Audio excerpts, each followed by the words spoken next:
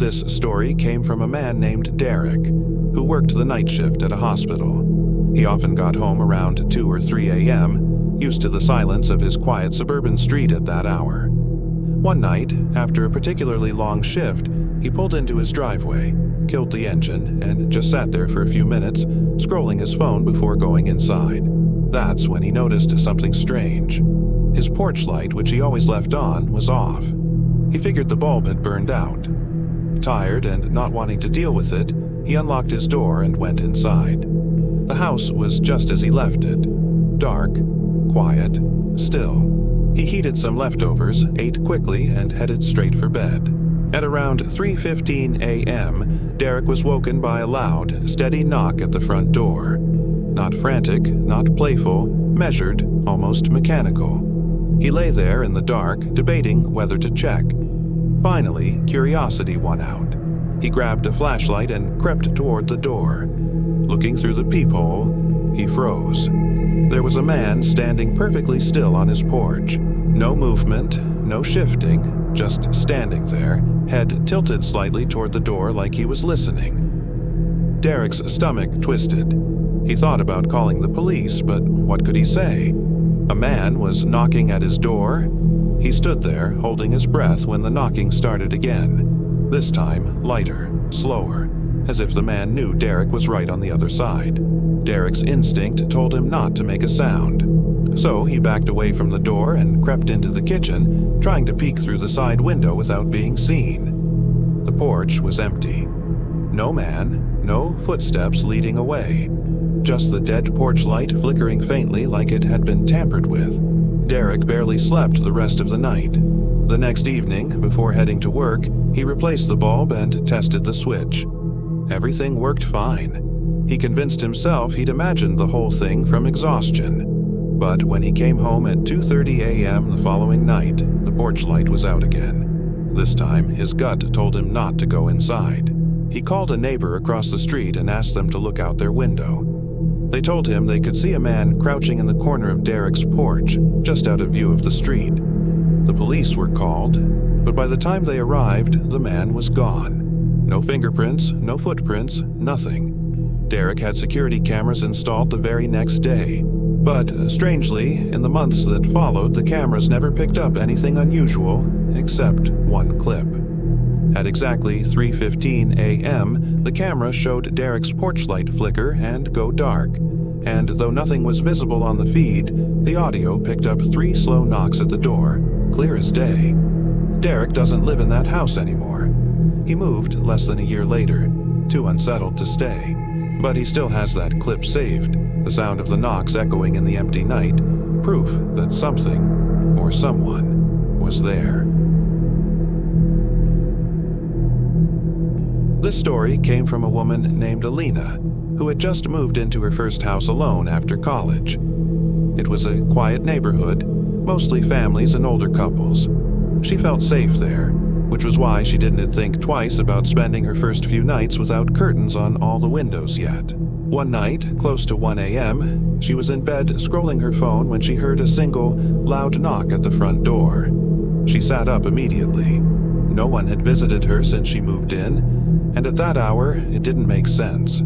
She waited, thinking maybe she imagined it. But then there were 2 more knocks, deliberate and evenly spaced. Alina slipped out of bed and padded down the hall, every step echoing in her empty new house. From the foyer, she could see the door. The porch light was on, but through the glass pane at the top, she couldn't see anyone standing there. Her instinct told her not to open it. She called out nervously, "Hello? Who is it?" No answer, just silence. She slowly backed away, heart racing, but before she could get more than a few steps, there came another knock, this time at the back door. The back of the house opened into a fenced yard, completely dark at night. The distance between her front door and back door was too far for someone to move that quickly. Yet she knew what she heard. Grabbing her phone, she called a friend who lived nearby and whispered what was happening. As she spoke, another sound came, scratching, slow and deliberate, against the sliding glass door of the living room. She crouched down, phone shaking in her hand, and peeked around the corner.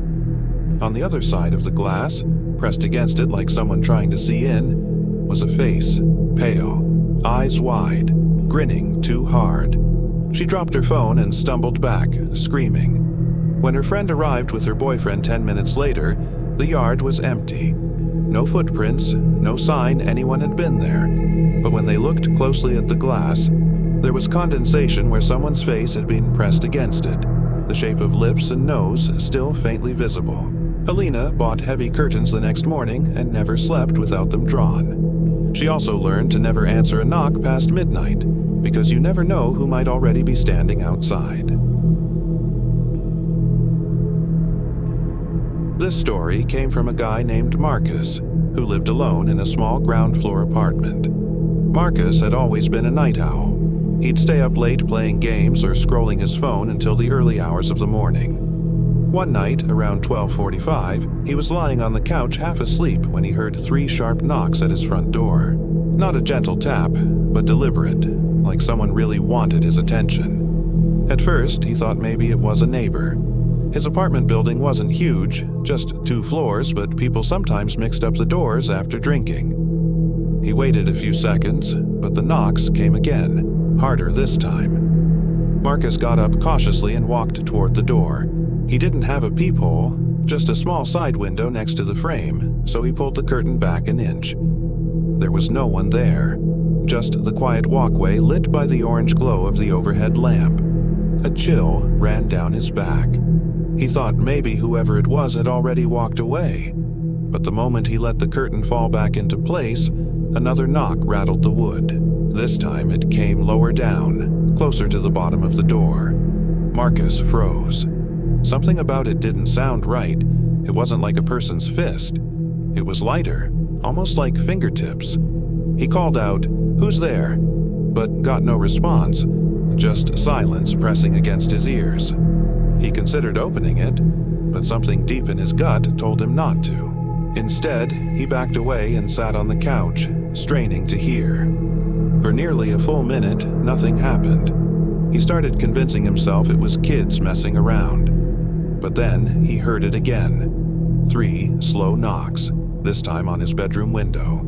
Marcus's bedroom was at the far end of the apartment, down the hall from the living room. His blood ran cold because whoever was outside had to move around the building in complete silence, fast enough to knock again almost immediately.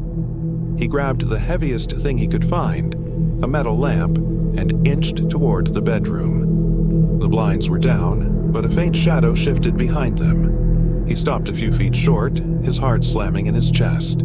He wanted to scream at them to go away, but fear glued his throat shut. After what felt like forever, the shadow moved away.